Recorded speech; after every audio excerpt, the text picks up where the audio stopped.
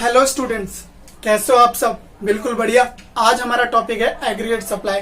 पिछली क्लास में जो टॉपिक था वो हमारा था एग्रीगेट डिमांड, ठीक है। उसके कुछ शेड्यूल एंड डायग्राम के थ्रू हम लोगों ने समझा था। कंपोनेंट्स हमने एग्रीगेट डिमांड के हम लोगों ने करे थे। कंजम्पशन फंक्शन करा था हमने शेड्यूल एंड डायग्राम के थ्रू, और लास्ट में हमने करा था saving function with the schedule and diagram.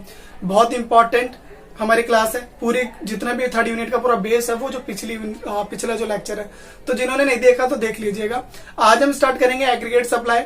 Aggregate supply क्या होता है जरा देख लीजिए ना। Aggregate supply it refers to the money value of goods and services. समझ में आ रहा है? मनी वैल्यू की बात कर रहे हैं। अगर मैं बात करूं कि मैं यहाँ पे 20,000 यूनिट की बात कर रहा हूं, 20,000 यूनिट्स, ठीक है, जो मैंने प्रोड्यूस करे गुड्स, ठीक है। सर्विसेज भी इंक्लूड मान लेते हैं, इसमें सर्विसेज भी इंक्लूड है, ठीक है। तो 20,000 यूनिट्स की मनी वैल्यू की बात कर रहे हैं कि 20,000 यूनिट्स कितनी अमाउंट की है, ठीक है, कितनी वैल्यू है इस 20,000 यूनिट की। दैट ऑल द प्रोड्यूसर, जितने भी हमारी इकोनॉमी के अंदर प्रोड्यूसर्स हैं, विलिंग टू सप्लाई, कितना वो सप्लाई कर सकते हैं। विलिंग का मतलब यहाँ पे यानी कि जो गिवन पीरियड ऑफ टाइम के अंदर प्लान कर रहे हैं, क्या कर रहे हैं, प्लान कर रहे हैं कि इतना सप्लाई वो कर सकते हैं, ठीक है। दोबारा बता देता हूं, जितना इकोनॉमी के अंदर जितने भी प्रोड्यूसर्स हैं, ठीक है, गिवन पीरियड के अंदर विलिंग करते हैं कि हम इतना सप्लाई कर देंगे, ठीक है, वो हमारा कहलाएगा एग्रीगेट सप्लाई। समझ में आ गया? ये हमारी एग्रीगेट सप्लाई की डेफिनेशन है। एग्रीगेट सप्लाई हमेशा क्या होता है, नेशनल इनकम के हमारे बराबर होता है, ठीक है। और नेशनल इनकम के दो कंपोनेंट्स हैं जो मैंने पिछली क्लास में भी बताए थे कि कंजम्पशन प्लस सेविंग। वाई याद है, सी प्लस एस, ठीक है। y इक्वल टू क्या आएगा, C प्लस एस। तो C मतलब कंजम्पशन और S मतलब सेविंग। अगर इन दोनों को मैं प्लस कर दूंगा तो हमारे यहाँ पे इनकम के बराबर आ जाएगा, ठीक है। क्लियर हो गया आपका एग्रीगेट सप्लाई की डेफिनेशन, ठीक है। आप इसे नोट कर लीजिए, फिर मैं इसको एग्रीगेट सप्लाई को शेड्यूल और डायग्राम के थ्रू समझा दूंगा। और आज की क्लास में जो रहेगा ना वो सिर्फ एक ही टॉपिक रहेगा, एग्रीगेट सप्लाई। तो कल की क्लास में ज्यादा ही टॉपिक्स हो गए थे, जिससे बच्चों को थोड़ी सी प्रॉब्लम हुई। उन्होंने बताया कि सर थोड़ा सा अगली क्लास में कम करवा दीजिएगा। तो आज हम आपको सिर्फ एग्रीगेट सप्लाई और उसका शेड्यूल और डायग्राम के थ्रू ही आप इसको समझने वाले हैं। बाकी जो पिछला जो यूनिट है वो जरूर पिछला जो वीडियो है वो जरूर से जरूर आप रिवाइज कर लेना, ताकि आगे आने वाले वीडियोस में कोई प्रॉब्लम ना हो। चलो जब तक इसे आप नोट करिए, ठीक है। तो आई होप आप लोगों ने सबने पिछला वीडियो जरूर देख लिया होगा, ठीक है। ऐसा ही कुछ मैंने शेड्यूल बनाया था पिछली क्लास में, जिसमें हमारी इनकम थी 0, 50, 100, ठीक है, 150, 200। जब हमारी इनकम 0 थी तब उस लेवल पे भी हम क्या करते हैं, कंजम्पशन हम करते हैं। कि ये तो याद होगा कि जब हमारी इनकम 0 होती है तो हम खाना पीना नहीं छोड़ सकते, कपड़े पहनना नहीं छोड़ सकते। जो मिनिमम रिक्वायरमेंट है, मिनिमम कंजम्पशन है, जो आपको करना ही पड़ेगा, चाहे आपकी इनकम 0 क्यों ना हो, ठीक है। जैसे जैसे फिर इनकम बढ़ती है तो हमारा कंजम्पशन का लेवल भी आपका क्या होता है, धीरे धीरे इंक्रीज होता है। फिर हम सेविंग हम लोगों ने करा था, ये भी हमने पिछली क्लास में ही हमने लोगों ने डिस्कस करा था।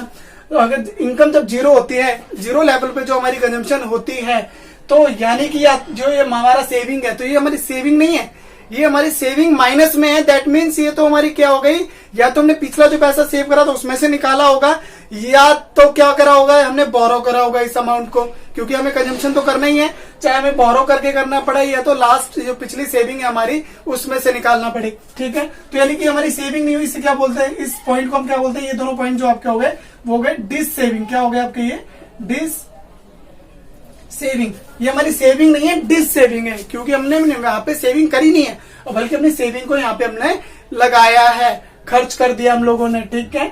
फिर जब हमारी इनकम और कंजम्पशन के बराबर जो इनकम और कंजम्पशन जब बराबर आती था तो सेविंग क्या हो गया, हमारी 0 हो गई, ठीक है।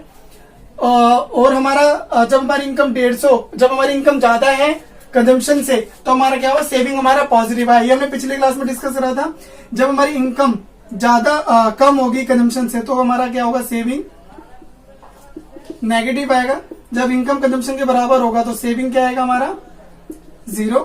जब हमारा इनकम ज्यादा होगा कंजम्पशन तो हमारा सेविंग क्या आएगा, पॉजिटिव, ठीक है। ये 3 सिचुएशन हमने पिछले क्लास में भी हम लोगों ने डिस्कस करी थी, ठीक है। तो अब देखो आज हम पढ़ रहे हैं एग्रीगेट सप्लाई, और एग्रीगेट सप्लाई किसके बराबर आती है, याद करें, अभी हमने पढ़ा था y के बराबर, ठीक है। यानी कि इसका हमारा एग्रीगेट सप्लाई का फॉर्मूला क्या हो गया, C प्लस में S। एग्रीगेट सप्लाई का हमारा फॉर्मूला क्या है, C प्लस में S। तो C प्लस S करोगे तो हमारा एग्रीगेट सप्लाई आ जाएगा। तो C प्लस S कितना है हमारा, जीरो एग्रीगेट सप्लाई। फिर हमारे यहाँ पर अगर हम प्लस करेंगे तो 75 माइनस में 25 कितना आ गया हमारा 50।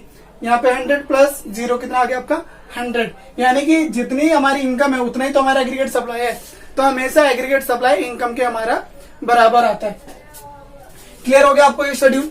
फिर हम इसको डायग्राम के थ्रू समझ लेते हैं। हमें यहाँ पर क्या करना है, एक डायग्राम ड्रॉ करना है। यहाँ पे हमें एडी, सेविंग और कंजम्पशन, ये तीन चीज आपको इस साइड लेनी है। बाकी आपको यहाँ पर क्या लेना है, आपको इनकम या फिर आप यहाँ पे ले सकते हैं एग्रीगेट सप्लाई। क्लियर हो गया, ठीक है।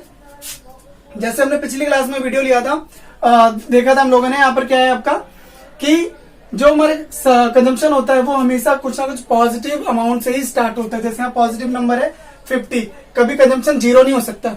ऐसा नहीं हो सकता कि आप बिना खाए रह रहे हो, ठीक है, कभी भी आप बिना कपड़े रह रहे हो, पहने रह रहे हो। यानी कि आपको कुछ ना कुछ कंजम्पशन मिनिमम रिक्वायरमेंट जो होती है वो आपको पूरी करनी होती है, चाहे इनकम का कुछ भी लेवल हो, ठीक है। तो यहाँ पे हमारी कंजम्पशन है पॉजिटिव नंबर से स्टार्ट हुई, तो ये हमारी कंजम्पशन हमारे यहाँ पे गई सी। और इनकम हमने यहाँ जीरो से स्टार्ट हुई है, ये हमारा वाई है और ये हमारा एएस है। क्लियर हो गया। और जब हमारी इनकम और कंजम्पशन जब बराबर होता है तो सेविंग क्या होती है, जीरो होती है, ठीक है। देख रहे हो, इनकम और कंजम्पशन जब बराबर होती है तो सेविंग क्या होती है, जीरो होती है। तो हमारी सेविंग क्या होगी आपकी, जीरो, ठीक है। और इनकम देख रहे हो यहाँ पे, जब हमारी इनकम जीरो होती है, जिस लेवल पे हमारा जो कंजम्पशन होता है, जो हमारा ऑटोनॉमिक कंजम्पशन है 50, ठीक है, तो ऑटोनॉमिक सेविंग क्या होगी, -50। तो ये अगर 50 है तो ये कितना होगा, माइनस में 50 होगा, ठीक है।